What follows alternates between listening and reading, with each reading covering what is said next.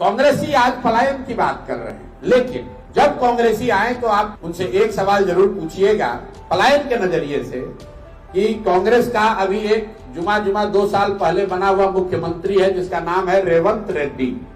तेलंगाना में उस आदमी ने कहा कि बिहारियों का डीएनए जो है वो मजदूरों का है, बिहारी जो है मजदूरी करने के लिए पैदा हुए हैं। यहाँ आप पलायन की बात कर रहे हैं और आप ही का मुख्यमंत्री बिहारियों को मजदूरी करने वाला बता रहा है कि ये पैदा ही हुए हैं मजदूर बनने के लिए।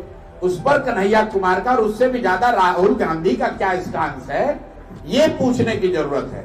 ये नहीं चलेगा कि बिहार के बाहर बिहारियों को बिहारी कह के गाली दोगे तो फिर बिहार में वोट मांगने काहे आए हो भाई? तेलंगाना से ही दिल्ली पर राज करके दिखा दो।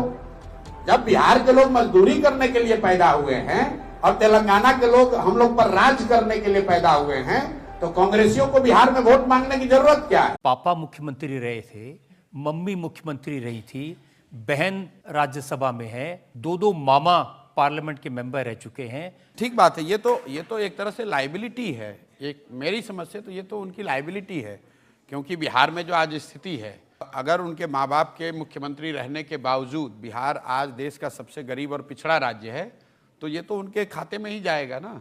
उनके पक्ष की बात तो यह है नहीं। अगर उनके परिवार के 5-7 लोग राजनीति में हैं जिनका कोई क्वालिफिकेशन नहीं है, सिर्फ ये है कि वो लालू जी के लड़के हैं, तो ये तो उनके खिलाफ जा रहा है। बिहार में सिर्फ इनकी बात नहीं है। मैं एक आपको आंकड़ा दे रहा हूं। मैंने जनसुराज अपने अभियान के तहत एक अध्ययन कराया कि भाई पिछले 30 साल में जितने सांसद और विधायक बने हैं, चाहे जिस दल से बना हो, कांग्रेस का हो, आरजेडी का हो, जदयू का हो, भाजपा का हो, सबकी सूची मैंने बनवाई तो पता चला कि 1250 परिवार के लोग ही बिहार में पिछले 30 साल में सांसद विधायक बने। आप जरा अंदाजा लगाइए, 13 करोड़ की आबादी वाले बिहार में, जहां 3.5 करोड़ परिवार रहते हैं, सिर्फ 1250 परिवार के लोग ही विधायक सांसद बन रहे हैं। और उन्होंने एक तरीके से कब्जा कर रखा है। और ये तब जब 1990 में भी बिहार देश का सबसे गरीब और पिछड़ा राज्य था, 2005 में जब नीतीश जी मुख्यमंत्री बने तब भी बिहार देश का सबसे गरीब और पिछड़ा राज्य था, और आज भी देश का सबसे गरीब और पिछड़ा राज्य बिहार ही है। और यही 1200 परिवारों का दावा है कि हम ही रहेंगे, हम ही चलाएंगे, कोई दूसरा आ नहीं सकता है। इस सोच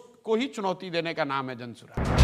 बिहार में बदलाव के लिए, जनता के राज के लिए 11 अप्रैल को पटना के गांधी मैदान चलें।